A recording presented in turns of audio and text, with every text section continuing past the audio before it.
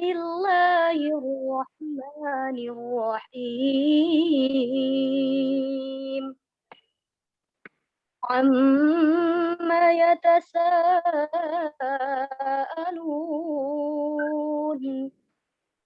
عن النبأ العظيم الذي هم فيه مختلفون كلا سيعلمون ثم كلا سيعلمون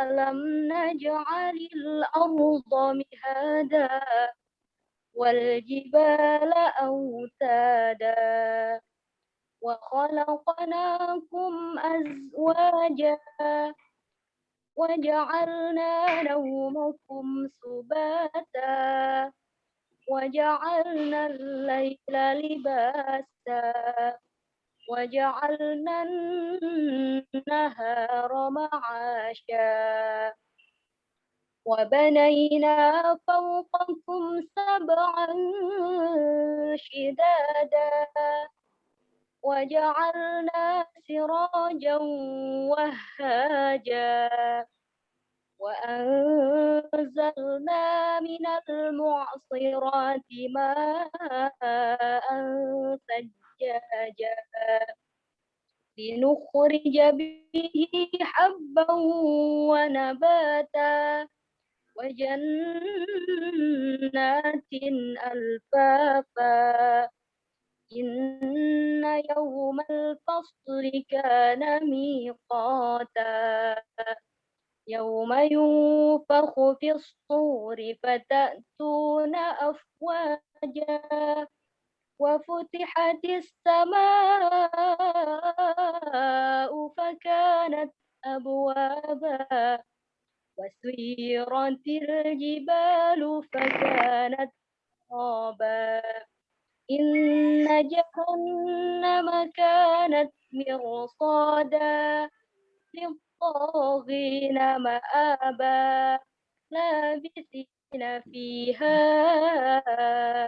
أحقابا لا يذوقون فيها بردا ولا شرابا إلا حميما وغساقا جزاء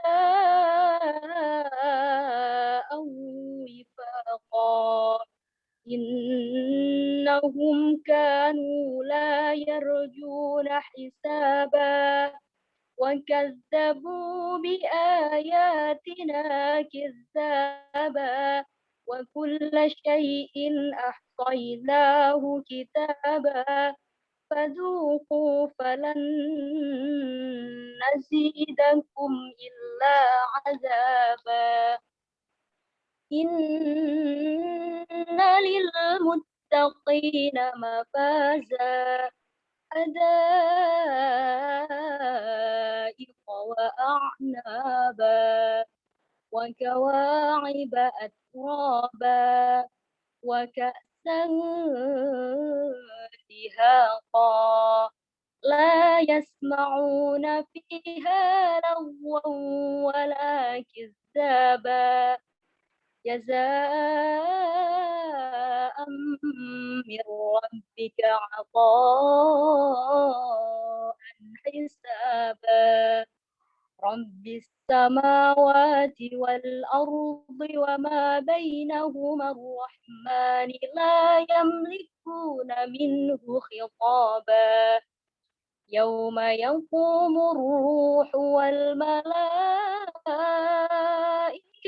صفا لا يتكلمون إلا من أذن له الرحمن وقال صوابا ذلك اليوم الحق فمن شاء اتخذ إلى ربه مآبا إنا أنذرناكم عذابا قريبا يوم ينظر المرء ما قدمت يداه ويقول الكافر يا ليتني كنت ترابا صدق الله العظيم. Assalamualaikum warahmatullahi wabarakatuh. Waalaikumsalam warahmatullahi wabarakatuh. Baik, jazakallahu khair kepada Kak Mahira. Semoga baik yang mendengarkan maupun yang membacakan mendapatkan keberkahan dari Allah Subhanahu wa taala. Lantunan yang indah, Masya Allah luar biasa. Nah, mungkin sedikit promosi kayak gitu ya. Teman-teman sekalian juga bisa juga mendengarkan murotal-murotalnya kita kayak gitu, bisa cek juga di YouTube channelnya NR Foundation. Barangkali teman-teman juga membutuhkan murotal Al-Quran seperti itu. Ya, itu sekilas saja seperti itu ya. Nah, teman-teman sekalian, gimana nih kabarnya? Alhamdulillah ya, kita sudah sampai ke pertemuan ke-9. Semoga teman-teman di sana juga selalu sehat, semangat seperti itu. Suara saya sudah tidak terlalu berisik ya seperti tadi. Tadi sepertinya Kak Abdul Somad sempat ini tadi bilang berisik seperti itu. Suaranya sudah cukup jelas? Oh iya, ya baik. Oke, nah alhamdulillah setelah kemarin di pertemuan ke-8 kita memasuki episode Fathu Mekah yang mana fase Fathu Mekah ini menjadi fase pembebasan kota Mekah seperti itu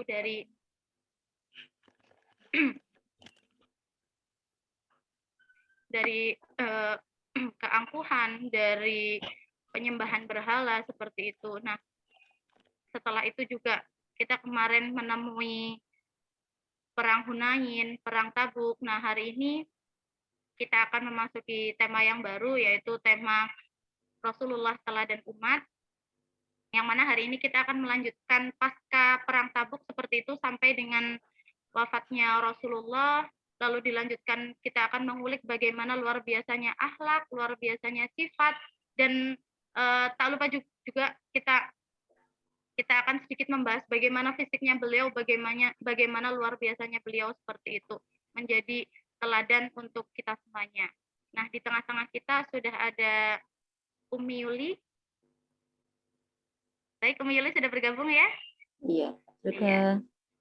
Baik, nanti materi secara lengkapnya akan disampaikan langsung oleh Umi Yuli. Kepada Umi Yuli, dipersilahkan. Iya, terima kasih Mbak Maulida. Langsung saja ya.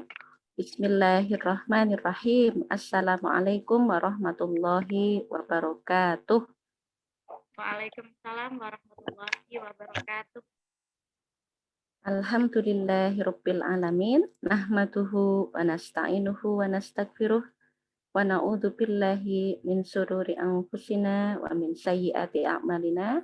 May yahdihillahu fala mudhillalah wa may yudlil fala hadiyalah. Asyhadu an la ilaha illallah wa asyhadu anna Muhammadan abduhu wa rasuluh la nabiyya ba'dah. Rabbi shrah li sadri wa yassir li amri wahlul 'uqdatam min lisani yafqahu qawli. Amin. Teman-teman semuanya, alhamdulillah kita bisa bertemu kembali ya dalam kelas rutin kita tiap Ahad sore. Tadi sudah disinggung oleh Mbak Maulida kalau kemarin kita sudah belajar tentang di sejarah Islam atau di sirah Rasulullah itu tentang Fathu Makkah, ada peristiwa tadi ya perang-perang pasca Fathu Makkah. Nah ini sekarang kita sampai pada akhir hidup Rasulullah ya, pada akhir hidup Rasulullah. Jadi beliau dikaruniai fase kenabian itu kan 23 tahun ya, 23 tahun. 13 tahun di Mekah, kemudian dilanjutkan dengan 10 tahun di Madinah. Yang itu masa-masa di Madinah 10 tahun itu berlalu begitu cepat. Berlalu begitu cepat dengan banyak sekali aktivitas aktivitas yang bersifat berat begitu ya, itu aktivitas perang ya. Yang selama berapa itu ya? 9 tahun kan, jadi perang pertama kan tahun 2 Hijriah ya. 9 tahun beliau di Madinah itu melaksanakan perang, baik itu berupa ghazwah yang beliau pimpin sendiri disebut ghazwah, maupun syariah yang dipimpin oleh sahabat begitu ya. Itu sebanyak 60-an lebih perang. Jadi, sangat sibuk sekali. Ya, yang pada awalnya perang itu bersifat defensif, mempertahankan diri. Di pihak luar menyerang kaum muslimin, Rasulullah mempertahankan diri, gitu ya. Sampai kemudian pasca perang Ahzab, ya pasca perang Ahzab itu perang sudah tidak defensif lagi, tapi sudah memulai ofensif, gitu, memulai dulu. Kaum muslimin sudah keluar dulu, ya seperti itu ya. Nah sampai kemudian perang terakhir yang kemarin kita pelajari bersama adalah perang menantang Imperium Romawi. Ya, negara adidaya atau negara superpower saat itu, Rasulullah itu kan dua ya, Persia, kekisran Persia, Imperium Persia dengan Imperium Romawi. Negara adidayanya seperti itu. Dan ini kekuatan Arab, ya. Kaum muslimin itu dulu tidak diperhitungkan, ya. 13 tahun di Madinah tidak diperhitungkan, sampai terusir kemudian ke Madinah.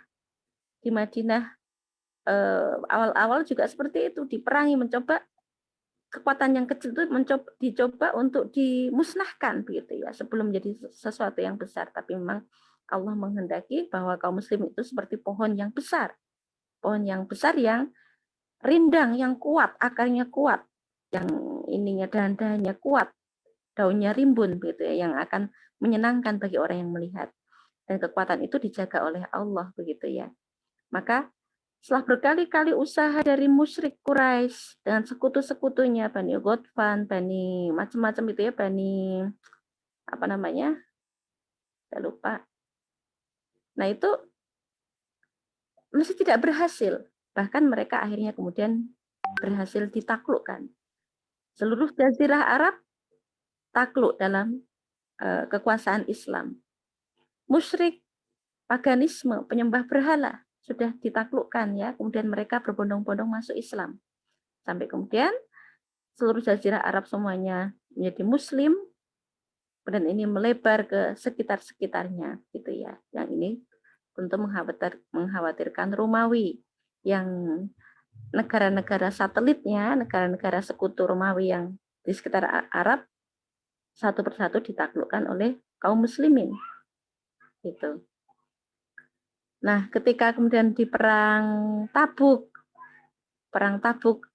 yang harusnya dua kekuatan ya, kaum muslimin dengan berapa itu 30-an ribu pasukan bertemu dengan Romawi, tapi ternyata tidak bertemu begitu. Dan kemudian pasukan yang sudah berangkat dengan berniat untuk berjihad, berperang itu menaklukkan daerah-daerah di sekitar Tabuk ya, berhasil membawa jizyah ya, perjanjian, atau banyaknya masuk Islam, atau kalau nggak mau masuk Islam berarti membayar jizyah begitu.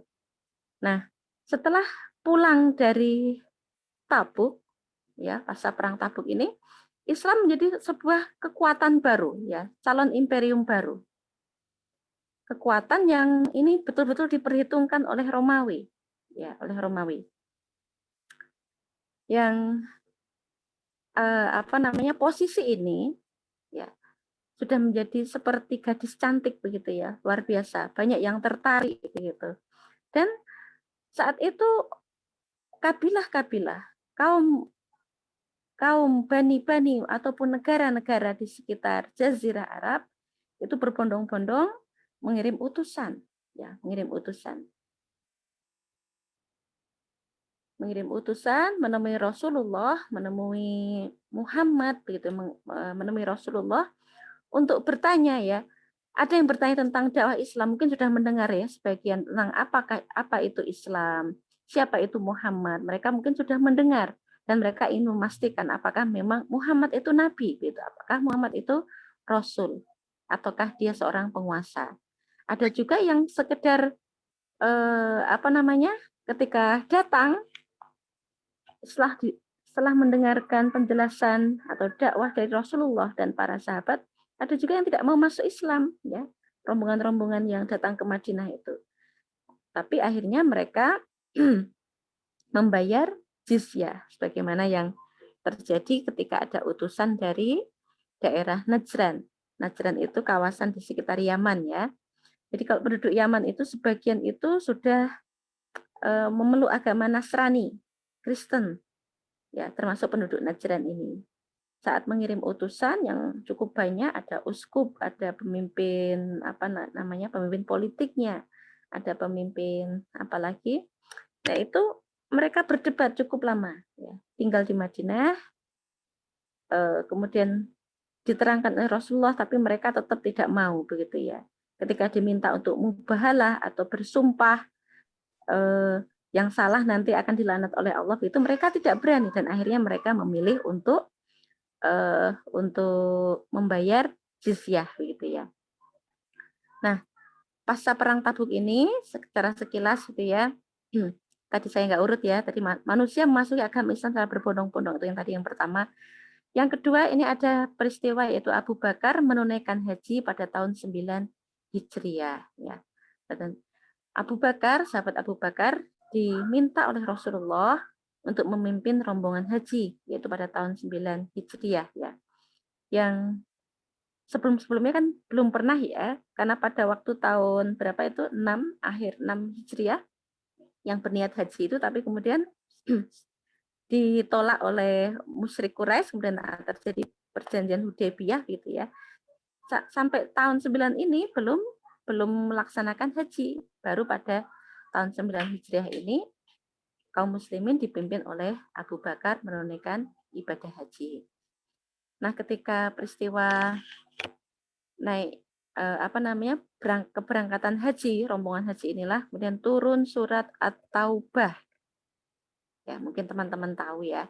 Kalau membaca surat At-Taubah, Baro'ah, itu kan tidak didahului oleh basmalah atau Bismillahirrahmanirrahim, tidak ada, ya. Itu menggambarkan kemarahan Allah, ya, pada orang-orang musyrik. Dan perintah bagi kaum muslimin untuk memutuskan hubungan dengan kaum musyrikin, ya. Yang itu turun surat ini Al-Baro'ah atau At-Taubah ini turun menjelang penunaian ibadah haji pada tahun 9 Hijrah. Ketika turun, rombongan Abu Bakar sudah berangkat. Nah, akhirnya kemudian Rasulullah mengirim sahabat Ali bin Abi Thalib untuk menyusul dan kemudian mengabarkan ayat ini, surat ini, ya, surat Al-Baro'ah atau At-Taubah. Kenapa? Karena ini terkait erat dengan isinya itu kan secara umum, ya. Tidak boleh lagi setelah tahun 9 Hijriah itu orang musyrik naik haji. Ya, karena banyak kaum musyrikin itu yang naik hajinya dengan telanjang. Ya. Jadi surat Al-Baro'ah itu diantaranya tadi, kaum musyrikin setelah tahun itu tidak boleh naik haji. Tidak boleh naik haji lagi. Nah, yang kedua, selain pelarangan haji bagi kaum musyrik, juga pemutusan hubungan diplomatik atau pemutusan hubungan gencatan senjata, gitu ya, antara Rasulullah dengan kaum musyrik. Dulu di perjanjian itu kan ada perjanjian-perjanjian untuk hubungan damai, gitu ya, sampai 10 tahun, begitu ya, yang itu belum diputuskan, begitu. Nah, dengan turunnya surah At-Taubah itu menjadi juga pemutusan hubungan gencatan senjata atau perjanjian damai antara kaum muslimin dengan musyrik. Jadi siap-siap, artinya Rasulullah mengumumkan perang dengan kaum musyrik kalau mereka tidak mau masuk Islam. Ya, siap memerangi kaum musyrikin. Nah, begitu, itu peristiwa yang berapa? Yang ini tadi penjelasan saya tadi urutan yang kedua, ya, setelah manusia berbondong memasuki agama Islam, begitu. Nah, juga setelah perang Tabuk itu, pada waktu perjalanan itu kan sempat ya ada usaha yang keterangan dari Masjid Diror itu ya. Ada usaha dari sebagian atau belasan kaum munafik yang ikut perang Tabuk untuk membunuh Rasulullah. Jadi ceritanya ketika Rasulullah itu hanya dikawal 1 atau 2 orang dan ketika memasuki tempat yang celah sempit gitu ya, itu beberapa orang atau belasan orang itu mencoba untuk merencanakan untuk membunuh Rasulullah dengan dilempar atau di apa gitu pakai batu atau pakai senjata gitu. Tapi kemudian ketahuan dan kemudian dikejar oleh sahabat Huzaifah ibnul Yaman. Nah, ternyata komplotan kaum munafik ini yang sebagian tadi ikut perang itu di Madinah juga banyak, ya masih ada banyak yang cukup berpengaruh. Nah, ketika Rasulullah itu mereka masih ada sisa-sisa apa namanya, mereka bikin geng begitu ya, bikin komunitas munafik begitu yang mendirikan masjid yang mereka yang kemudian disebut dengan Masjid Diror. Masjidnya bagus begitu ya. Yang ini pada hakikatnya masjid ini bukan untuk bagian dari ibadah pada Allah, bukan, tapi akan digunakan rencananya oleh kaum munafik itu untuk menjadi markas mereka. Ya, markas yang akan membentengi mereka begitu ya. Jadi seolah-olah ini Islam begitu ya, punya masjid bagus gitu. Tapi di dalamnya adalah isinya orang-orang munafik. Tapi Allah kemudian memberikan petunjuk, memberikan ilham pada Rasulullah, memberikan wahyu pada Rasulullah ya, untuk kemudian ini adalah tipu daya kaum munafik. Masjid Diror ini yang mestinya diresmikan oleh Rasulullah, tapi sebelum diresmikan oleh beliau, malaikat Jibril sudah memberikan atau menurunkan wahyu begitu ya terkait dengan Masjid Diror ini, yaitu masjid kaum munafik, dan kemudian masjid ini akhirnya dihancurkan. Dan juga setelah perang Tabuk ini juga terjadi peristiwa matinya atau meninggalnya tokoh munafik, yaitu Abdullah bin Ubay bin Salul. Jadi ini matinya setelah perang Tabuk. Jadi dengan matinya Abdullah bin Ubay, kemudian tadi turunnya wahyu begitu ya, turunnya wahyu yang mengabarkan tentang kemunafikan orang-orang di Masjid Diror dan kemudian dihancurkannya Masjid Diror, maka kekuatan munafik kemudian menjadi lemah gitu ya, menjadi lemah. Dan juga di surah apa itu kan ada ya langsung bahwa berita memang ada orang-orang yang nggak ikut perang Tabuk yang sebanyak 70 sekian orang, 73 atau berapa itu adalah golongan munafik yang mereka ketika Rasulullah pulang dari Tabuk, mereka segera menemui Rasulullah begitu. Rasulullah, kami tidak berangkat karena kami harus ngurusi ini panen gitu ya, panen di kebun kami. Rasulullah, kami tidak berangkat karena kami apa, mungkin ada yang mengaku sakit ya. Rasulullah, kami tidak berangkat karena kami sibuk ngurusi anak-anak atau apa begitu. Jadi mereka bikin alasan-alasan, 1000 alasan untuk tidak ikut perang Tabuk begitu. Sementara ada 3 sahabat Rasulullah, orang-orang beriman yang tidak ikut perang, itu mereka tidak membuat alasan, tapi mereka menemui Rasulullah mengaku mereka memang bersalah karena malas. Tidak ikut perang Tabuk karena malas ya. Dan kemudian dihukum Rasulullah ya 3 orang ini ya. Yang diantaranya adalah Ka'ab bin Malik ya. Yang kemudian akhirnya hukuman itu dicabut atau keimanan mereka diakui oleh Allah langsung dengan turunnya ayat di Al-Quran ya, sehingga kemudian Rasulullah mencabut hukuman mereka. Kemudian yang keempat itu salah ketik ya kayaknya ya Mbak Maulidah ya. Duka Rasulullah untuk negeri, maksudnya itu duta ya. Pengiriman duta Rasulullah untuk negeri-negeri yang tadi, yang mereka tadi kan banyak ya menemui Rasulullah, tamu-tamu, jadi setiap hari itu ada utusan-utusan begitu, ada duta, ada pemimpin-pemimpin dari berbagai negara yang datang ke Madinah. Jadi Madinah memang ibu kota baru gitu. Yang untuk menyambut para tamu ini, Rasulullah kan tidak tidak punya istana gitu. Jadi kita bayangkan berbeda dengan para presiden sekarang. Di rumah Rasulullah itu sangat pendek.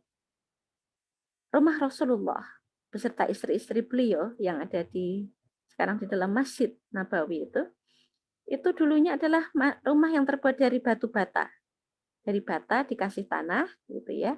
Atapnya dari pelepah kurma. Yang itu bahkan menurut riwayat siapa ya? Ada anak kecil tuh, sahabat siapa itu mengatakan bahwa atap rumah Rasulullah yang paling tinggi itu saya bisa menjangkau dengan tangan. Itu artinya pendek begitu ya rumahnya. Pemimpin negara yang diperhitungkan oleh Imperium Romawi, tapi rumahnya seperti itu ya. Rumahnya seperti itu. Nah, tapi tadi tamu-tamunya banyak sekali. Dan memang Rasulullah akhirnya kemudian memerintahkan para sahabat untuk menyediakan ya beberapa rumah yang cukup representatif gitu ya untuk menginap para tamu. Kenapa ya? Rasulullah bertujuan ketika menyambut para tamu itu supaya para tamu tadi ya kan diterima di masjid. Nah, kemudian nginapnya itu di rumah beberapa orang sahabat yang besar gitu ya. Nah, itu supaya para tamu tadi bisa melihat bagaimana kaum muslimin hidup sehari-hari. Bagaimana cara ibadah kaum muslimin. Ya. Mereka berjamaah di masjid. Jadi para tamu kan nginepnya di dekat masjid itu ya. Jadi mereka setiap 5 waktu mereka menyaksikan kaum muslimin, bagaimana mereka berjamaah, bagaimana ketaatan mereka, bagaimana majelis ilmu Rasulullah. Ya, bagaimana Rasulullah menyelesaikan permasalahan-permasalahan yang ada di masyarakat ya, yaitu ketika di masjid itu. Jadi para tamu menyaksikan langsung seperti apa dakwah atau Rasulullah itu. Dan juga Rasulullah selain ingin membuat mereka menyaksikan keseharian kaum muslimin, juga dalam waktu-waktu tertentu Rasulullah ini mendatangi tamu-tamu tadi ya. Tamu-tamu tadi ditemui seperti utusan dari Najran ya. Itu atau utusan dari Bani apalagi yang dari Yaman gitu ya. Hari pertama belum masuk Islam, hari kedua belum mau masuk Islam. Hari ketiga kemudian masuk Islam begitu. Ada yang banyak yang begitu. Ada juga tiba-tiba tamu yang langsung ketika datang itu, wahai Muhammad, aku ingin memastikan sesuatu, aku dari Bani ini gitu ya. Nah, apakah benar engkau mengajarkan tentang tidak ada Tuhan kecuali Allah gitu ya? Apakah engkau benar engkau mengajarkan atau memerintahkan untuk sholat, untuk puasa begitu? Maka jawab Rasulullah betul begitu. Dan kemudian orang ini aku tidak akan menambah-nambah ajaran. Maka dia pulang ke negerinya dan mengajarkan itu pada kaumnya. Dan kemudian selama sekian waktu kaumnya ini menjadi muslim semua dengan kedatangan tadi ya, dengan perantara satu orang tadi yang luar biasa ya. Subhanallah, saya lupa namanya, nanti bisa dibuka di sirah ya. Jadi ini untuk menindaklanjuti itu, untuk memfollow up tamu-tamu yang sebagian menjadi muslim, sebagian tidak masuk Islam, tapi mereka mau membayar pajak atau jizyah gitu.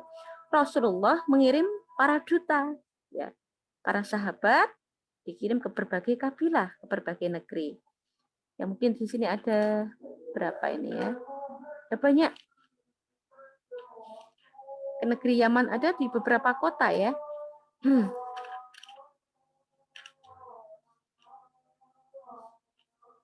Misalnya beliau mengirim sahabat siapa? Sahabat ada Abu Ubaidah ya, ada Khalid bin Walid, ada ini Al Haris bin Abdu bukan utusan Rasulullah. Ya, tadi itu sebagian dari ada Abu Ubaidah. Nah, kemudian tugas para duta tadi ya adalah tugas yang pertama, tugas dakwah. Tugas dakwah artinya membina, ya, fungsi untuk membina masyarakat yang baru masuk Islam. Yang baru masuk Islam itu diajarkan.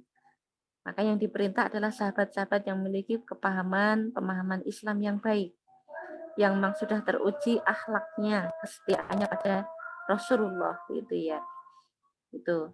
Terus selain tugas dakwah, ya, tugas sebagai dai, para sahabat ini juga ditugasi untuk tugas administrasi, ya, yaitu tugas menarik pajak di negeri yang mereka tidak mau masuk Islam. Di negeri yang Muslim, mereka tugasnya adalah menarik zakat, ya, menarik zakat. Jadi ini tugas-tugasnya administratif, manajemen keuangan, ya, semuanya dipegang oleh satu orang gitu. Tugas dakwah, tugas apa gitu ya, semuanya ini dipegang oleh para duta Rasulullah ini, ya. Dan apa namanya?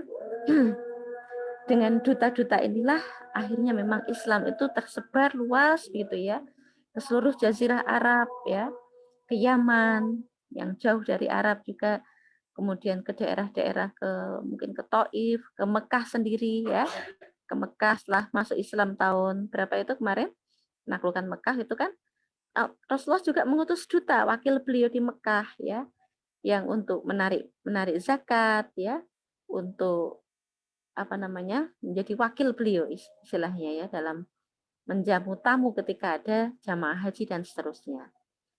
Nah, sekarang kita perhatikan, ya, berapa gaji yang diterima oleh para pemimpin atau para duta, sahabat-sahabat yang diutus Rasul tadi ke negeri-negeri. Ya, di sini tidak ada disebutkan, ya, gajinya itu hanya beberapa dirham. Ya, hanya beberapa dirham. Hanya sedikit begitu. Akan tetapi untuk masalah, Rasulullah mengatakan, kalau kamu tidak punya istri, maka carilah istri. Artinya ada biaya menikah gitu, berumah tangga. Kalau kamu tidak punya rumah, maka belilah rumah atau carilah rumah. Kalau kamu tidak punya apalagi kendaraan, unta atau kuda begitu, maka carilah itu. Jadi pemimpin-pemimpin tadi tidak dibekali atau tidak digaji dengan banyak dirham, tapi dicukupi kebutuhan dasarnya begitu ya. Jadi sandang, papan, pangan gitu ya, itu dicukupi gitu para pemimpin atau duta-duta Rasulullah tadi. Ya. Dan ini tadi ya menunjang kesuksesan dakwah Islam. Berikutnya ya, setelah tadi pasca perang Tabuk tadi ada beberapa hal yang penting. Yang berikutnya adalah haji wada. Lembar berikutnya, Mbak. Haji wada ya. Mbak Maulida.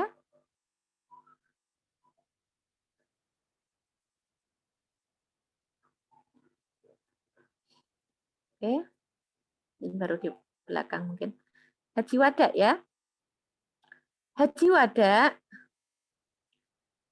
itu perpisahan. Ya. Haji wada, kenapa disebut haji wada?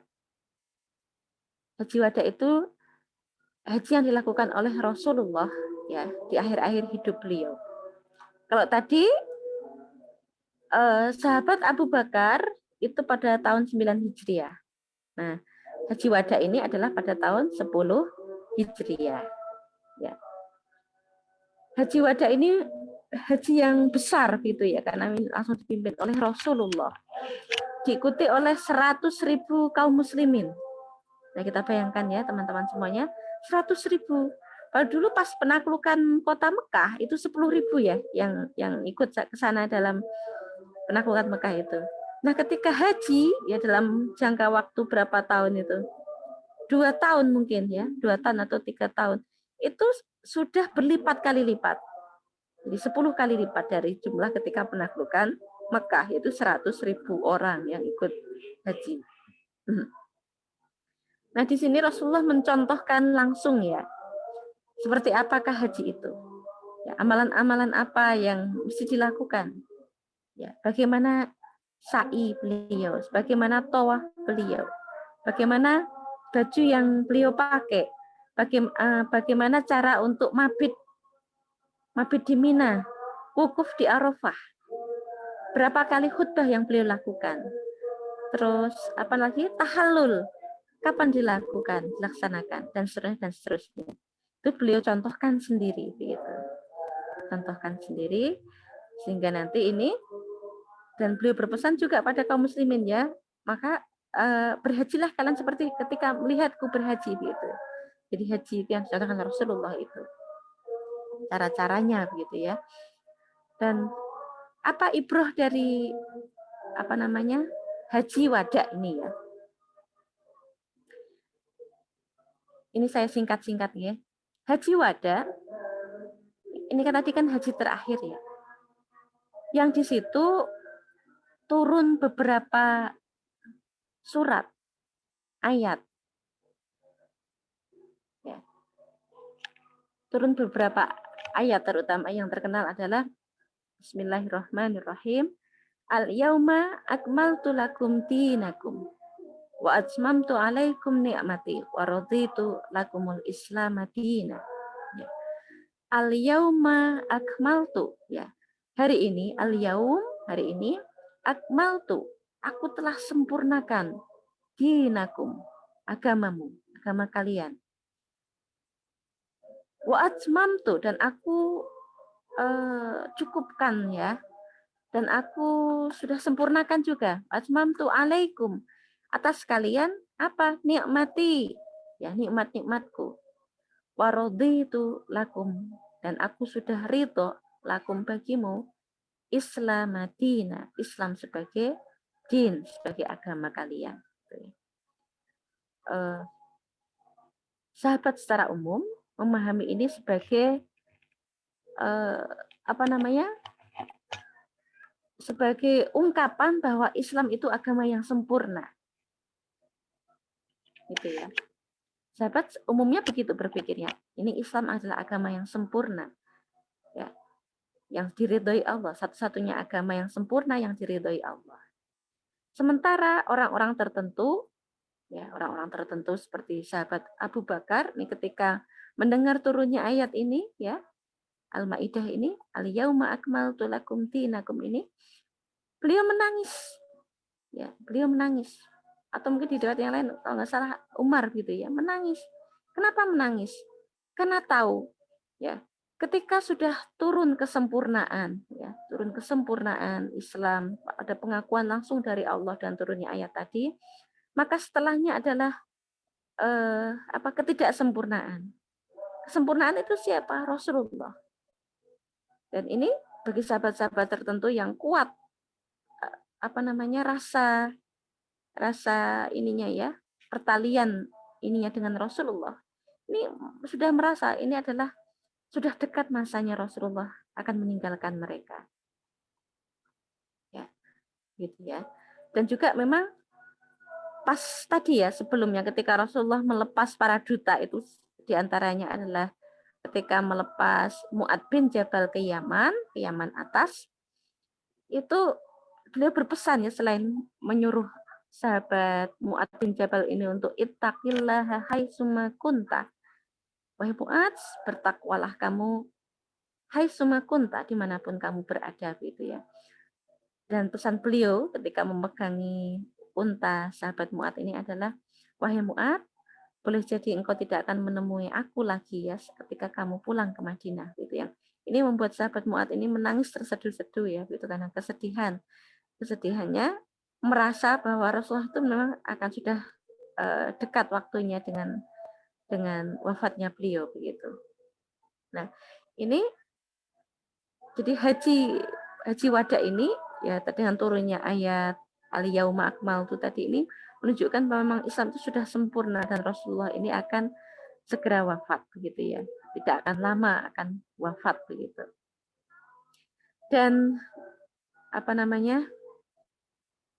di antaranya itu ya, nanti diperdalam lagi ini, terus terang saja teman-teman, saya mohon maaf ya kurang, jadi saya hari ini tidak belajar gitu, tidak belajar lagi sirah-sirah ini karena ada kesibukan ya yang cukup menguras waktu. Jadi saya membacanya beberapa hari yang lalu gitu. Jadi kalau ada lupa-lupa banyak gitu, saya mohon maaf ya.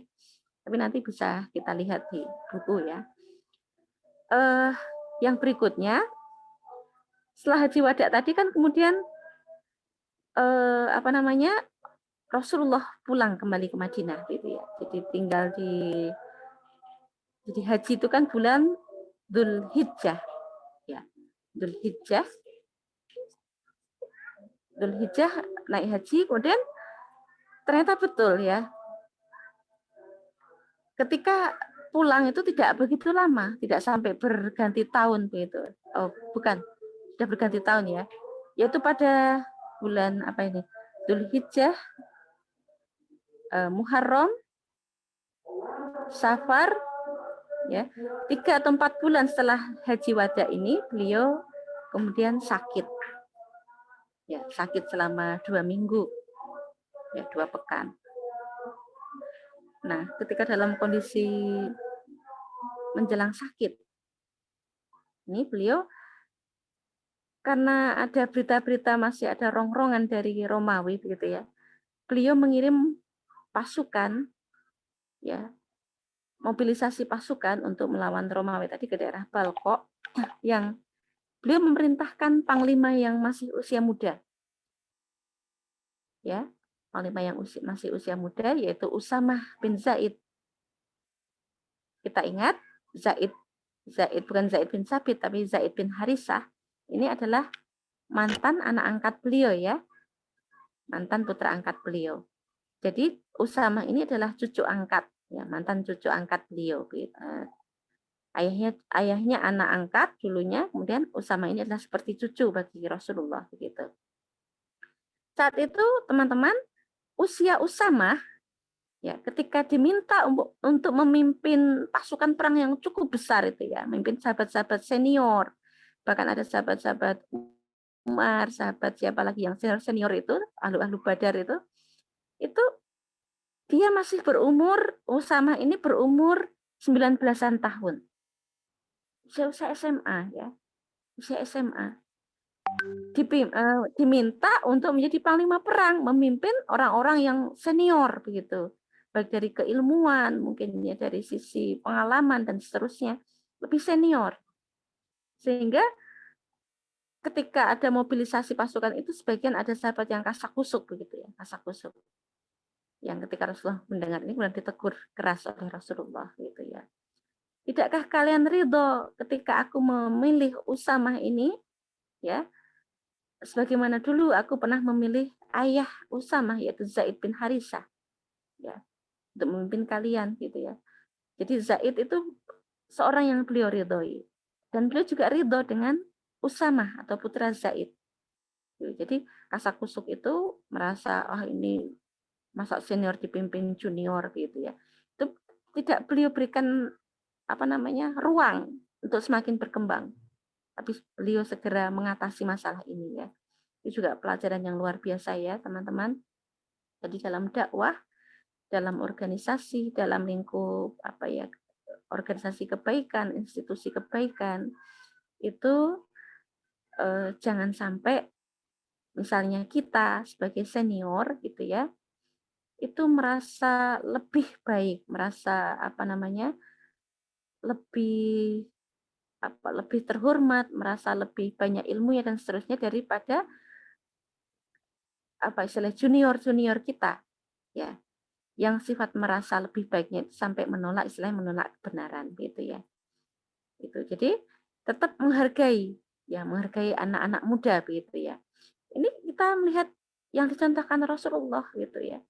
Perang besar ini ya, dan kita juga bisa melihat sikap para sahabat kemudian ya, akhirnya ketika ditenangkan oleh Rasulullah dengan ucapan beliau seperti itu, maka mereka sami'na wa ata'na.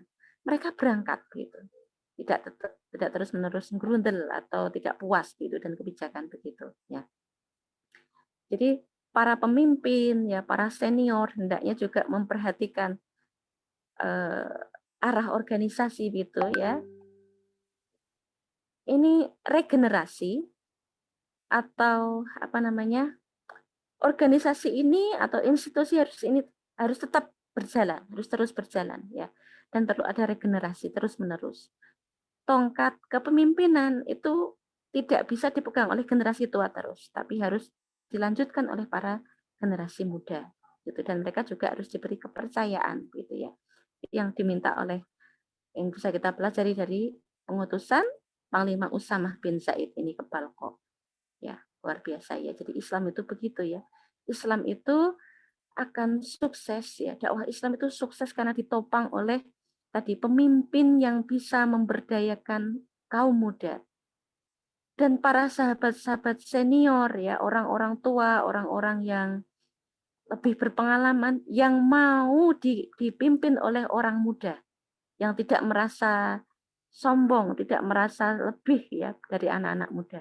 Jadi mereka memiliki ketaatan juga ya ketika dipimpin. Jadi yang itu membuat laju dakwah zaman Rasulullah itu terus bagus ya, terus berjalan ya, terus berjalan dengan adanya ini sikap sami'na wa ata'na dan juga sikap menghargai karya-karya anak muda gitu. Terus kita setelah pengiriman Usama ini ya, ini tidak lama setelah Usama itu baru sampai keluar dari Mekah, hanya beberapa mil dari Mekah, dari Madinah, itu kemudian terdengar berita bahwa Rasulullah sakit. Ya, sampai kemudian Usama ini sempat memberhentikan pasukannya. Ini jadi apa enggak gitu, Rasulullah sakit. Jadi mereka kan kepikiran gitu ya. Ya, 14 hari beliau sakit. Yang ketika akhir-akhir beliau sakit itu, beliau sebelum sakit ya, apa yang beliau lakukan, beliau itu sempat malam hari itu berziarah ke makom Baqi ya, ke pekuburan Baqi, makam di mana para sahabat-sahabat beliau dikuburkan di sana ya. Putri-putri beliau dan sebagian istri beliau dikuburkan di sana gitu. Itu beliau mengunjungi sana makam Baqi, kemudian mendoakan para sahabat-sahabat beliau ya, seolah-olah memang salam perpisahan pada sahabat-sahabat beliau yang sudah meninggal tadi, yang sudah memenuhi kuburan Baqi tadi. Kemudian sepulang dari makam Baqi tadi memang Rasulullah langsung demam gitu ya, demam tadi selama 2 pekan. Ya. Masih pas awal-awal beliau masih bisa mengimami jamaah kaum muslimin. Ya, tapi kemudian di hari-hari terakhir sejak hari Kamis, jadi beliau wafatnya hari Senin gitu ya, dan Kamis itu beliau sudah tidak bisa mengimami, yang kemudian digantikan oleh sahabat Abu Bakar As-Siddiq. Ya. Dan ketika Abu Bakar As-Siddiq itu ngimami, teman-teman, Abu Bakar ini seorang yang lembut, ya seorang yang lembut hati. Jadi ketika ngimami itu seringkali menangis, terisak-isak gitu ya, terisak-isak. Jadi Aisyah putri beliau usul pada Rasulullah yang sedang sakit, "Wahai Rasulullah, kenapa engkau ini apa namanya? Diganti sajalah itu Abu Bakar gitu ya. Ayahku diganti saja dari mengimami. Kenapa? Karena dia selalu menangis kalau ngimami gitu." Tapi kemudian Rasulullah biarkan tetap Abu Bakar gitu ya yang imami gitu.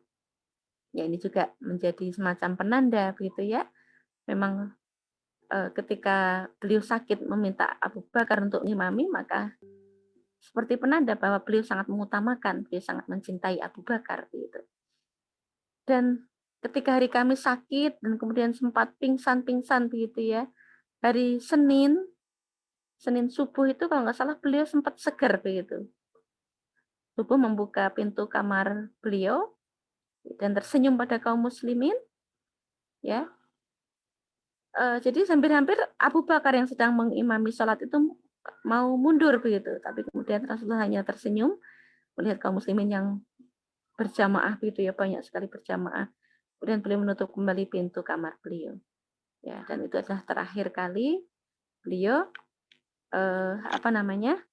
menyapa kaum muslimin dengan senyum beliau di waktu subuh itu hari Senin. Dan beliau Rasulullah menjelang wafatnya itu juga memberikan wasiat-wasiat ya. Di antara wasiat beliau, pesan-pesan beliau adalah untuk melindungi kaum yang lemah, yaitu para perempuan dan para budak ya. Untuk berbuat yang adil, berbuat penuh kasih sayang pada perempuan dan budak. Seperti itu yang dipesankan oleh Rasulullah. Yang ini juga kalau kita bisa mengambil ibroh ya dari hari-hari terakhir beliau ini, beliau ini sangat memperhatikan keadilan, ya, keadilan terutama bagi tadi golongan-golongan yang lemah,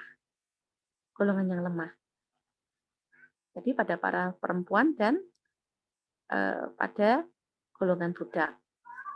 Terus juga tadi ya kita juga bisa belajar tentang keutamaan Abu Bakar. Ya.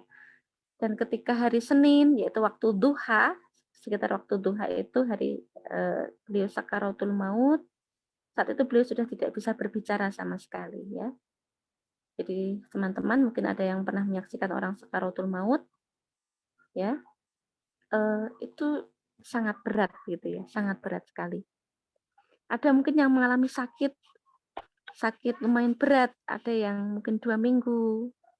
Ya, bagian Rasulullah tadi juga sakit 2 minggu, sakit berat gitu ya. Ada yang mungkin seminggu gitu dan seterusnya. Tapi memang sebelum sakaratul maut itu kebanyakan adalah sempat ada masa seperti sehat. Jadi pasien yang mau sakaratul maut mau meninggal itu kadang-kadang 3 hari sebelumnya atau sehari sebelum meninggal itu kelihatan sehat. Yang biasanya nggak mau makan gitu ya. Atau mungkin tiba-tiba mau minum, mau makan gitu, biasanya nampak sehat. Jadi yang menunggu ini tidak tahu kalau itu adalah juga bagian dari ciri-ciri orang mau meninggal gitu. Ya. Nah, itu biasanya. Terus habis sehat kemudian langsung drop gitu, biasanya begitu. Dan ketika drop itu Rasulullah sudah tidak bisa berbicara lagi. Nah, ketika beliau melihat ya ada kerabat beliau yang membawa siwak, kayu siwak itu beliau melihat kayu itu kemudian ditanya oleh Aisyah gitu ya, istri beliau ya, yang memangku beliau. Rasulullah, apakah engkau ingin disiwak gitu ya? Beliau hanya bisa mengangguk gitu dan kemudian Aisyah menyiwaki beliau. Dan ketika dirasa beliau meringis gitu ya, agak kesakitan mungkin agak keras gitu menyiwaknya.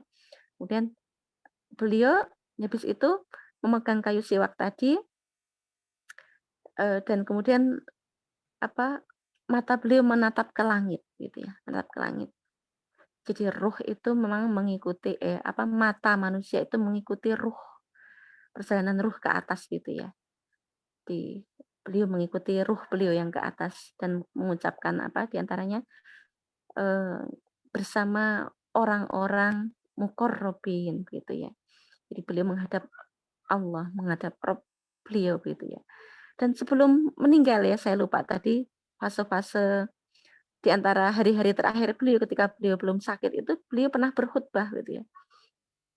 Ada seorang hamba ditawari oleh Rabb-nya untuk kehidupan yang abadi, kekal di dunia dan kebahagiaan di dunia, serta kebahagiaan abadi dan bertemu dengan Rabb-nya. Maka hamba tadi memilih yang kedua, yaitu kehidupan abadi bertemu Rabb-nya di akhirat.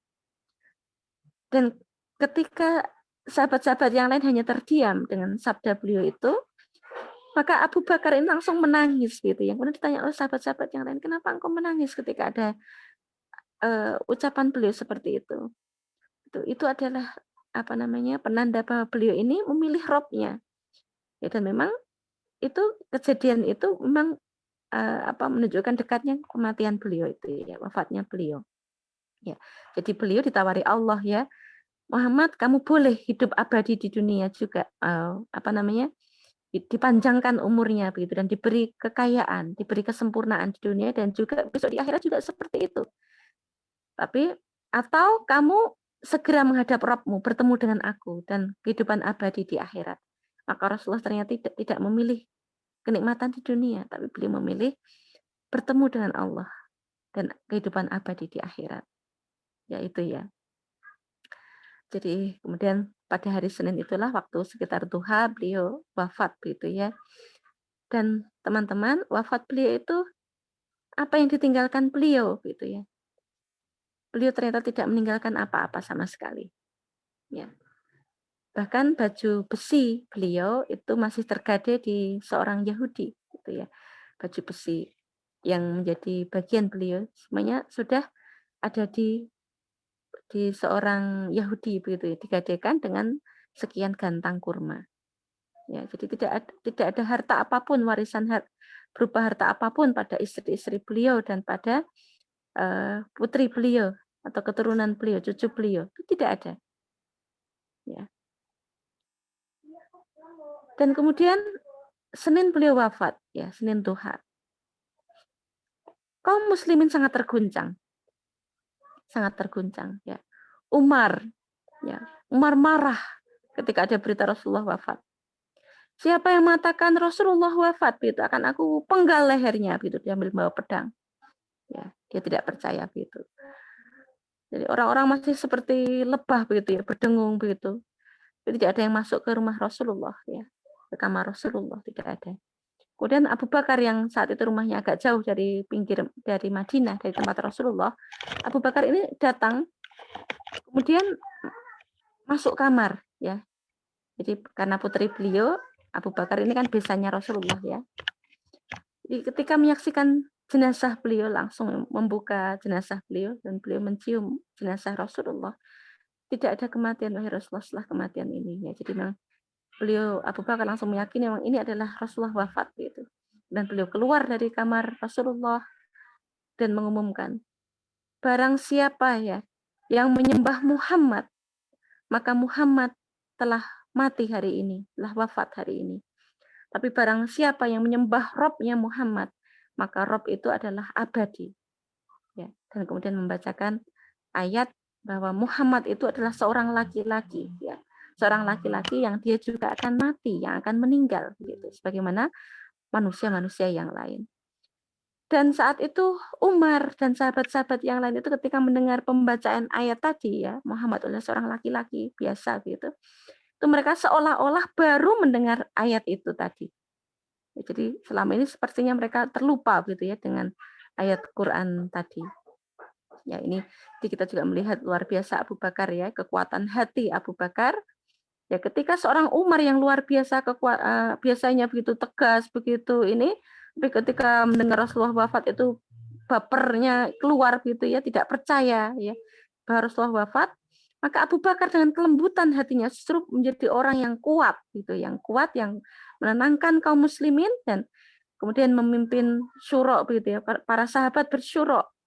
Jadi mereka tidak boleh membiarkan ada kekuasaan yang apa namanya, lowongan kekuasaan gitu, lowong apa istilah apa namanya itu, status apa tanpa pemimpin gitu, tidak boleh. Jadi mereka sehari mereka syuro dan akhirnya diputuskan pada waktu Senin malam itu Abu Bakar menjadi khalifah pengganti Rasulullah ya. Dan kemudian hari Selasa setelah Rasulullah dimandikan dengan cara ditutup ya dengan kain, dimandikan di kamar beliau. Dan kemudian juga dikuburkan ya, beliau dimakamkan di kamar beliau juga di bawah dipan beliau. Nah, disolatkan oleh seluruh kaum muslimin ya dari pagi sampai malam dan akhirnya malam Rabu jenazah beliau dikuburkan di bawah dipan beliau itu. Ya, demikian ya kisah detik-detik akhir Rasulullah. Nah, ini kita ngebut ya teman-teman. Ini kemudian tadi ya tentang keluarga Rasulullah. Jadi kalau selama ini saya tidak menerangkan atau belum menyinggung dakwah Rasulullah itu kan baru Khadijah mungkin yang saya singgung ya, istri beliau. Ini Rasulullah itu seorang hamba yang memang diberikan kelebihan, perkecualian oleh Allah. Jadi kalau kaum muslimin itu menikah itu diberikan aturan oleh Allah maksimal 4 ya. Jadi nikahilah perempuan itu 1 ya, masna atau 2, salas atau 3, waruba atau 4. Maka kalau Rasulullah diberikan keistimewaan oleh Allah bisa menikahi wanita lebih dari 4. Yang ini hak ini tidak diberikan pada sahabat-sahabat Rasul dan kaum muslimin yang lain. Ya. Dan di sini di sejarah itu ada yang mengatakan istri beliau itu ada 13. Ada yang mengatakan 11 ya. Jadi ada banyak. Yang 11 kalau yang 11 ini yang pertama itu Khadijah, Ibunda Khadijah ya, binti Khuwailid. Yang beliau nikahi ketika usia Rasulullah usia Muhammad 25 tahun, usia Ibunda Khadijah ini 40 tahun. Jadi selisih 15 tahun. Jadi sahabat-sahabat semuanya yang masih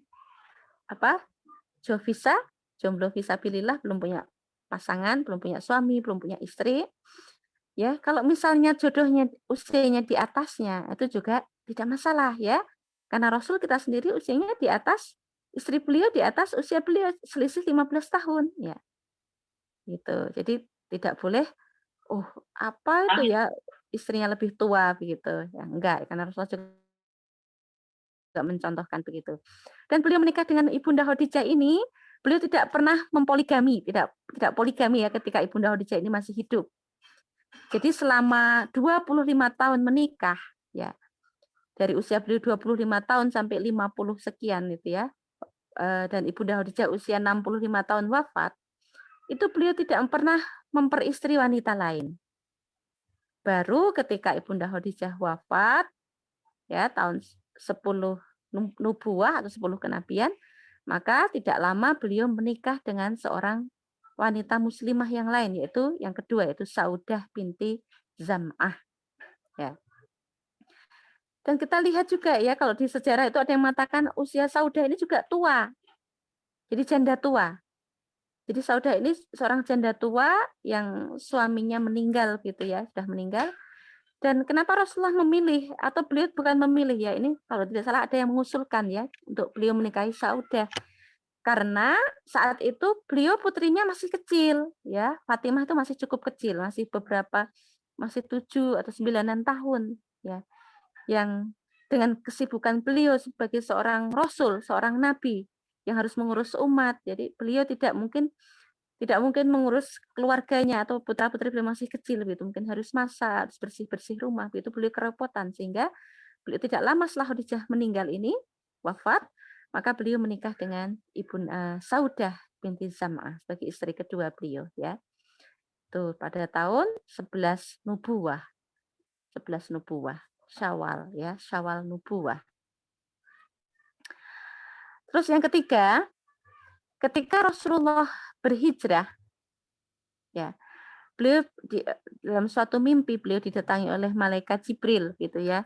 Yang kemudian malaikat Jibril ini membawa kain hijau, kain beludru hijau, yang ketika disingkap kain tadi ternyata ada wajah Aisyah begitu. Dan apa namanya? Jadi ini penanda bahwa beliau diminta untuk menikahi Aisyah binti Abu Bakar yang saat itu ada yang mengatakan usianya baru 6 tahun. Jadi ketika akad ya, menikahnya itu usia 6 tahun. Tapi ketika berkumpul sebagai pasangan suami istri itu ketika usia Aisyah itu sudah balik, sudah masuk balik, yang mungkin ada yang mengatakan 9 atau 10 atau 11 ya. Jadi usia balik itu kalau zaman dulu ini Aisyah ini termasuk awal ya. Jadi usia segitu sudah balik, sehingga Rasulullah berkumpul sebagai suami istri dan Aisyah ketika Aisyah sudah balik. Jadi menikah di sini dengan Aisyah 3 Hijriah. Yang keempat, pada 4 Hijriah, Rasulullah juga, Aisyah ini putri Abu Bakar ya teman-teman. Jadi Rasulullah itu berbesan dengan sahabat-sahabat dekat beliau, sahabat-sahabat senior. Yang pertama dengan Abu Bakar, yang kedua beliau berbesanan dengan sahabat Umar bin Khattab, yaitu dengan menikahi putri beliau yang seorang janda juga, yaitu Hafsah. Ya, suaminya meninggal di antara perang Badar dan perang Uhud ya. Dan kemudian dinikahi oleh Rasulullah. Ya, begitu. Terus juga beliau pada tahun 4 Hijriah, ini juga menikah dengan seorang perempuan dari Bani, apa ya ini, saya lupa ini. Dari Najd apa ya, saya lupa ini. Zainab binti Huzaimah. Ya. Zainab binti Huzaimah dari suku, saya lupa sukunya apa. Yang ini sukunya itu masih musyrik. Sukunya masih musyrik saat itu. Yang diperangi Rasulullah, kemudian ini dibebaskan oleh Rasulullah dan dinikahi oleh beliau. Juga pada tahun 6 Hijriah, beliau menikah dengan Ummu Salamah. Ini juga seorang janda, ya, seorang janda dengan beberapa putra-putri gitu. Ummu Salamah. Ini Ummu Salamah ini juga dari suku Khuza'ah. Bukan. Afwan. Ummu Salamah itu dari Bani Makhzum, dari suku Quraisy, Bani Makhzum. Itu kabilahnya atau sekabilah dengan Abu Jahal dan Khalid bin Walid. Ya. Jadi sekabilah dengan Khalid bin Walid. Jadi kan permusuhannya luar biasa dengan Bani Makhzum ya, tapi dengan beliau menikahi Ummu Salamah ini, sikap Bani Makhzum sudah berubah. Termasuk tidak lama dari itu, pernikahan beliau dan Ummu Salamah tadi, Khalid bin Walid juga masuk Islam. Ya. Terus yang ke-7 istri beliau adalah Zainab binti Jahsy. Zainab binti Jahsy ini adalah istri mantan anak angkat beliau, ya, istri anak angkat beliau Zaid bin Haris, ya, yang kemudian bercerai karena ada ketidakcocokan. Jadi kita ini juga bisa melihat ya teman-teman bahwa perceraian, tolak dalam sejarah Islam itu juga ada beberapa yang ini dilakukan bahkan oleh sahabat-sahabat utama. Di antaranya adalah tadi ini Zaid bin Harisah yang bercerai dengan Zainab. Kemudian ada lagi nanti siapa ya? Asma binti Abu Bakar dengan suaminya Zubair bin Awam begitu. Itu ada semacam itu ya. Jadi ini adalah fakta yang ada dalam sejarah Islam. Ya. Nah, Zainab binti Jahsy setelah diceraikan oleh Zaid, ini kemudian dinikahkan oleh Allah ya dengan menurunkan surah di Al-Qur'an langsung oleh Allah. Kenapa? Di antara hikmahnya adalah bahwa hukum anak angkat dalam Islam itu adalah seperti orang lain. Jadi dulu ceritanya itu dalam zaman jahiliyah, anak angkat itu seperti anak kandung, bisa mewarisi ya, bisa mewarisi ayah angkatnya dan seterusnya. Jadi seperti anak kandung. Dan ini dihapus oleh Allah langsung dengan turunnya ayat ini, dan bahkan Rasulullah diminta untuk menikahi ini Zainab binti Jahsy. Ya. Nih jadi mantan istri anak angkatnya. Terus yang berikutnya ada Juwairiyah binti Al-Haris. Ya. Ini dari Bani Mustalik. Ya. Jadi dengan menikahi Juwairiyah ini, maka ada pembebasan budak yang banyak sekali, 300 kepala keluarga. Dan kemudian mereka sukunya Juwairiyah ini masuk Islam semua. Juga Ummu Habibah yang ke-9, putri Abu Sufyan. Yang dengan pernikahan ini juga janda semuanya ya. Ummu Habibah ini suaminya ikut hijrah ke Habsyi, tapi kemudian suaminya murtad, masuk Kristen dan meninggal di sana. Ya. Ummu Habibah putri Abu Sufyan, ketika Rasulullah sudah menikahi Ummu Habibah, maka Abu Sufyan tidak lama merasa segan dengan Rasulullah, dan tidak lama juga terjadi penaklukan Mekah dan Abu Sufyan masuk Islam. Yang berikutnya 10. Siapa itu? Sofiyah, yaitu ya. Sofiyah binti Huyai. Ini dari orang Yahudi ya, orang Yahudi. Ini jadi tawanan perang pas waktu perang Khaybar, kalau nggak salah itu.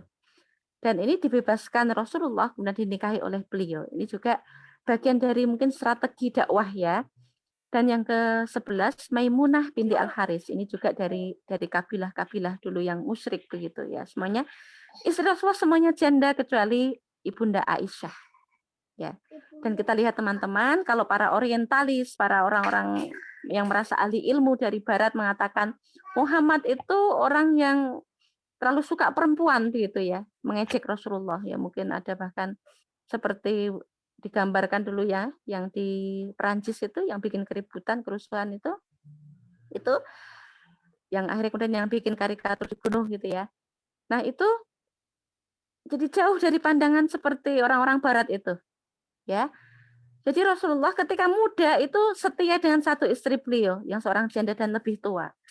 Dan semua pernikahan beliau itu adalah dalam kerangka dakwah pada kabilah-kabilah, dan juga bagian dari menjaga soliditas kaum muslimin, yaitu dengan membuat perbesanan dengan sahabat Abu Bakar, Umar, kemudian menjadikan menantu sahabat Utsman dan Ali gitu ya. Jadi karena orang Arab tradisinya itu sangat menghormati ikatan pernikahan, ikatan perbesanan dan seterusnya. Oke, begitu ya. Jadi ini kita harus percaya diri bahwa Nabi kita itu luar biasa gitu ya. Jauh dari sekedar mementingkan hawa nafsu begitu. Dan para ikhwan, ini jangan juga mudah ya ngomong-ngomong poligami begitu ya, poligami, karena pada hakikatnya seperti ini. Dan kalau kita melihat juga berkaca pada sahabat-sahabat Rasulullah yang jadi panglima-panglima perang itu ya, semacam Abdurrahman bin Auf di sekitar Irak pas awal itu diminta oleh Rasulullah untuk menikahi anak kepala kabilah yang ditaklukkan. Ya, sehingga kemudian Islam itu diterima dengan segenap hati oleh kabilah-kabilah taklukan tadi. Nah, itu jadi memang tujuannya itu rata-rata mulia ya, tujuannya mulia. Yaitu mengajarkan Islam, menyebarkan dakwah Islam, begitu ya. Dan juga ini beragam usia. Jadi ini juga untuk dakwah Islam juga. Karena kan dalam Islam itu tidak bercampur baur laki-laki perempuan. Jadi dakwah perempuan juga diurusi oleh ibu-ibu.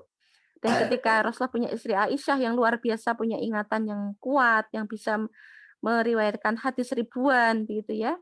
Itu dan beliau dikaruniai umur panjang Aisyah ini. Jadi kaum muslimin bisa mendapatkan ilmu-ilmu dari beliau, dari Aisyah, ya, dan juga yang lain-lain. Oke, berikutnya. Ini tentang Rasulullah ya, tentang sifat beliau, tentang kemuliaan akhlak beliau ya. Ini keindahan fisik Rasulullah ini digambarkan oleh beberapa sahabat ya, beberapa tamu, beberapa sahabat. Abu Tufail mengatakan kulit Rasulullah itu putih, wajahnya berseri-seri, perawakannya sedang ya. Dan dalam hadis itu orang yang sangat mirip, yang plek ya, kembar dengan Rasulullah itu adalah Nabi Ibrahim. Nabi Ibrahim alaihi salam ya. Yang itu beliau saksikan ketika Mi'raj ya, Mi'raj ke Sidratul Muntaha itu dalam perjalanan di langit itu beliau bertemu dengan Nabi Ibrahim yang beliau gambarkan dan tidaklah aku melihat orang yang sangat mirip dengan Ibrahim ini kecuali diriku sendiri gitu. Itu ya. Jadi beliau ini putih, wajahnya berseri-seri, perawakannya sedang, menyenangkan dilihat, tampan gitu. Terus kata Ali bin Abi Thalib, di antara kedua bahu beliau ada cincin kenabiannya di belakang sini. Ada cincin kenabian sebesar telur bebek begitu. Yang ini hanya yang tahu adalah orang-orang yang ahli kitab biasanya. Ya. Dan di riwayat yang lain seakan-akan beliau adalah sepotong rembulan. Jadi beliau itu wajahnya damai, menyenangkan, menyejukkan gitu ya, seperti sepotong rembulan. Tampan, menyenangkan gitu ya. Jadi ketika orang menyaksikan itu memang sudah ada aura apa? Aura yang membuat orang tertarik begitu, ya. Begitu ya. Terus juga cara berjalan beliau bagaimana ya? Beliau ketika berjalan itu seakan-akan seperti menuruni bukit, cepat gitu ya, jalannya cepat. Dan beliau ini apa ya? Tadi tidak terlalu tinggi, tidak terlalu ini. Pas awal-awal beliau suka membelah rambutnya menjadi dua seperti orang-orang Nasrani, tapi kemudian beliau mengikat rambutnya di yang kedua itu ya, di riwayat yang kedua. Yang kedua kemudian kemuliaan akhlak beliau. Di sini kita melihat banyak sekali hadis ya yang menceritakan tentang kemuliaan akhlak beliau, teman-teman ya. Di antaranya lembut, murah hati, suka memaafkan. Ini banyak sekali kisah. Misalnya ketika beliau hijrah dikejar oleh Suraqah bin Malik, berkali-kali dikejar mau dibunuh gitu ya, mau ditangkap oleh Suraqah, maka ketika sudah sampai dekat kemudian beliau memaafkan kesalahan Suraqah bin Malik dan akhirnya Suraqah menjadi seorang muslim begitu. Terus juga beliau orang yang sangat lembut. Tak ingat kisah Badui yang pipis di Masjid Nabawi gitu ya, yang mau dipukuli para sahabat itu karena pipis itu masjid.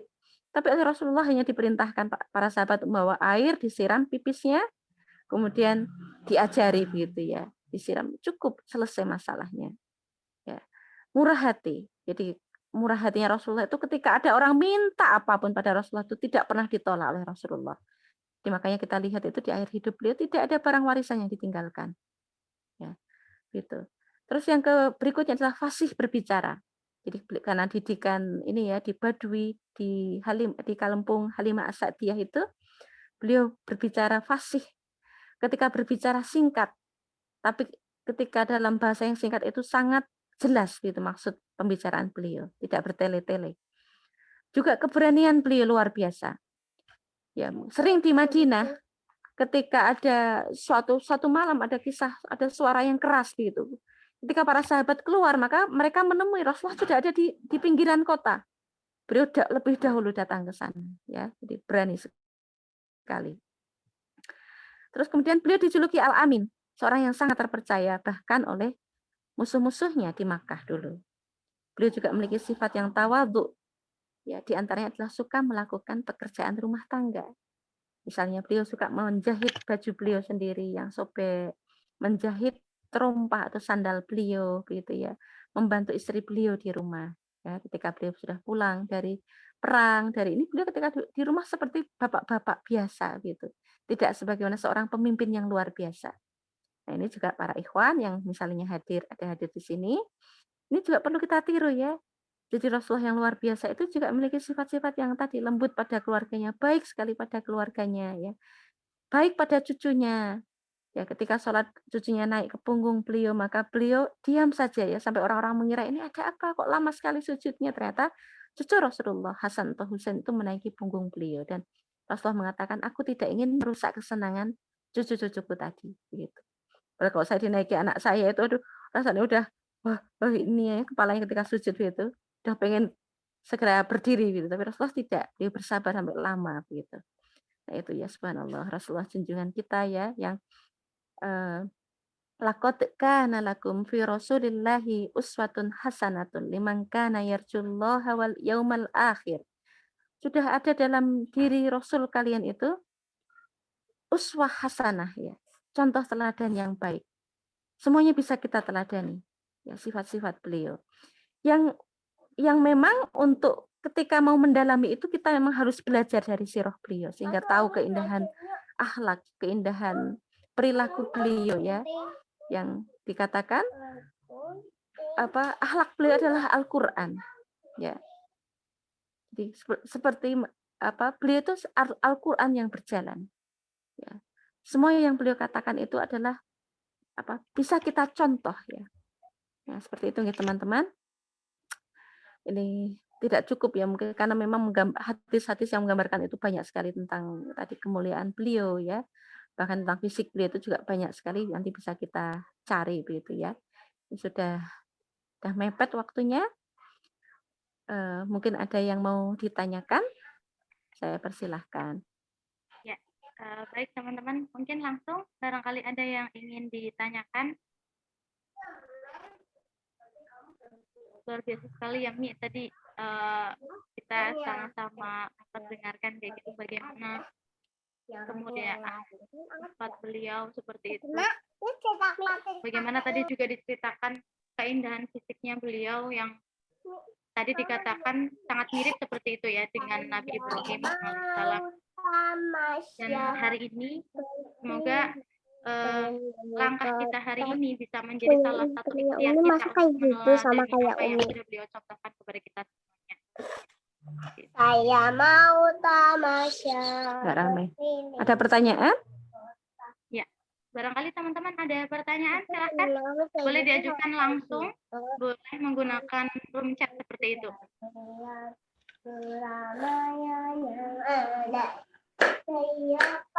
Oh ya Mi, mungkin barangkali sambil menunggu teman-teman yang lain, di pekan depan kan kita sudah memasuki masa kekhalifahan ya Mi.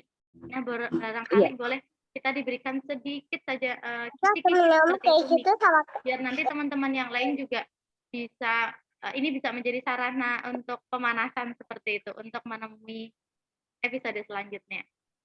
Iya. Ini karena kan tadi sudah wafatnya Rasulullah ya. Wafatnya Rasulullah tentu saja untuk pekan depan ini kisah kenabian sudah habis.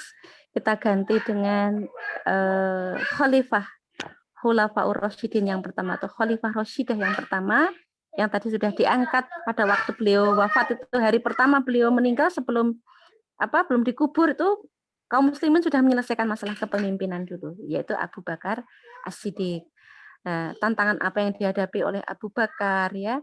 Jadi kan Islam tadi sudah melebar ke Jazirah Arab lengkap gitu, tapi ternyata ada beberapa orang yang masuk Islam itu tidak tulus dari hati begitu. Tapi mereka yang banyak yang mendapat penyakit hati dan bahkan mengaku sebagai nabi ya atau dikenal sebagai nabi palsu. Itu tantangan-tantangan dari Abu Bakar As-Siddiq nanti. Nah, kita lihat apakah Abu Bakar bisa mengatasi tantangan-tantangan tadi ya di hari-hari pertama beliau memerintah tadi bisa melanjutkan kegemilangan dakwah Islam setelah Rasulullah. Kita lihat untuk pekan depan insya Allah gitu. Itu. Ya. Menarik sekali ya sepertinya teman-teman untuk pekan selanjutnya ini kita akan memasuki masa Khulafaur Rasyidin. Tadi seperti yang sudah disampaikan oleh Umi, bagaimana tantangan-tantangan yang dialami oleh Khalifah Abu Bakar seperti itu. Insya Allah kita akan simak di pertemuan selanjutnya. Nah baik teman-teman, sepertinya tidak ada pertanyaan seperti itu ya. Semoga apa yang tadi sudah disampaikan bisa kita ambil hikmahnya dan juga kembali menjadi reminder untuk kita seperti itu. Bahwasanya apa-apa yang kita lakukan hari ini benar-benar meneladani apa yang sudah Rasulullah contohkan seperti itu. Dan hendaknya kita selalu berusaha apapun yang kita ikhtiarkan hari ini, apapun yang kita lakukan, selalu meneladani apa yang sudah beliau contohkan. Dan hari ini dakwahnya kita belum berakhir begitu ya Mi, kita masih terus Oh, dan terus Mbak, menyebarkan Islam. ya. Saya tambahkan sebentar Oh ya. ya, boleh Mi. Ya. Hal teknis meneladani Rasulullah, hal kecil sebenarnya, tapi saya tergelitik begitu melihat fenomena sekarang. Jadi di antara keteladanan sehari-hari yang mungkin perlu kita tiru ya teman-teman semuanya adalah Rasulullah dan kaum muslimin itu suka tidur di awal waktu. Jadi habis sholat isya itu tidak menunggu begitu lama, beliau kecuali ada sesuatu ya, jaga malam atau apa yang ada musuh yang ini, maka ada pembagian jaga malam begitu. Nah, mereka yang tidak ada kesibukan yang ini, itu memang awal waktu pada tidur. Ya, jadi ini yang sunnah yang kita perlu teladani untuk kegemilangan umat. Tapi bukan tidur awal waktu toh. Mereka, beliau juga bangun di awal waktu. Nah, kita kebalik sekarang. Kaum muslimin sekarang kebalik. Sukanya tidur begadang, bangunnya kesiangan. Sehingga ini juga fisik kita juga terpengaruh jadi kurang sehat ya. Cara berpikirnya juga ya kejayaannya akhirnya jauh dari kita karena kita kurang meniru masalah hal-hal yang kecil-kecil seperti ini. Itu ya, itu juga buat saya sendiri. Oke? Itu saja mungkin saya teringat itu. Ya Allah, ya baik, Mi. Masya Allah, tertampar ya kita ini. Bukannya ya mungkin saya pribadi gitu ya yang kadang masih suka begadang kayak gitu. Dan ya teman-teman sekalian juga ini bisa menjadi remindernya kita untuk aktivitasnya kita dicondongkan seperti itu, diniatkan untuk meniru apa yang sudah dicontohkan oleh Nabi Muhammad SAW, tidur awal waktu dan juga malam hari pun tidak tidur terlelap gitu ya Mi, tapi tetap bangun dan menunaikan ibadah seperti itu. Nah, mungkin begitu saja teman-teman sekalian, dan teman-teman juga sampai sekarang belum ada yang mengajukan pertanyaan, barangkali teman-teman sudah cukup seperti itu. Alhamdulillah. Ini oh ya, masih sama waktunya seperti sebelum-sebelumnya. Ternyata tadi saya pikir ini lebih awal waktunya, ternyata tapi sama seperti episode-episode sebelumnya. Baik, terima kasih banyak Umi yang sudah menyampaikan materi hari ini, yang sudah membersamai kita. Kita akan ketemu lagi di pekan selanjutnya, masih di hari Ahad.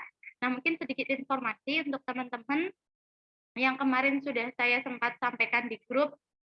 Insya Allah nantinya di akhir sesi kita akan mengumumkan 3 peserta terbaik yang nantinya bisa mendapatkan free tiket. Jadi setelah kelas ini kita akan ada kelas bedah buku bersama Ustadz Deden, yaitu buku berjudul Mata Air Kepemimpinan Rasulullah. Nah, ini mungkin Umi juga kayaknya baru tahu nih karena belum nggak masuk grup, jadi sekalian saya infokan. Barangkali juga nanti teman-teman di sini kita bisa reunian lagi di kelas yang selanjutnya, yaitu bedah buku Mata Air Kepemimpinan Rasulullah, langsung dibersamai oleh Ustadz Deden seperti itu. Nah, syaratnya apa? Syaratnya bagi teman-teman yang pengen terpilih mendapatkan free tiket untuk ikut bedah buku ini, yaitu silakan teman-teman seaktif mungkin mengikuti kelas ini dan mengikuti kuis ataupun action plan yang disampaikan oleh panitia seperti itu. Nanti oleh panitia akan dipilih untuk melanjutkan ke kelas selanjutnya seperti itu. Nah, semoga teman-teman bisa lebih semangat lagi seperti itu ya, dan perjumpaan kita di tiap Ahad semoga semakin banyak dan semakin istiqomah seperti itu. Ya, baik. Insya Allah kita cukupkan materi pada kelas kita pada sore hari ini. Terima kasih kepada teman-teman, kepada Umi yang sudah bergabung, sudah bergabung dan sudah ikut di kelas ini. Dari saya kurang lebihnya mohon maaf. Mari kita tutup bersama dengan hamdalah. Alhamdulillahirabbil alamin. Doa penutup majelis.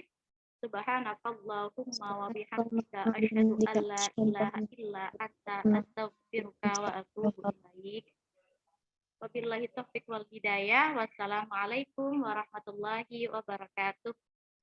Waalaikumsalam warahmatullahi wabarakatuh. Terima kasih teman-teman. Assalamualaikum warahmatullahi wabarakatuh. Terima kasih.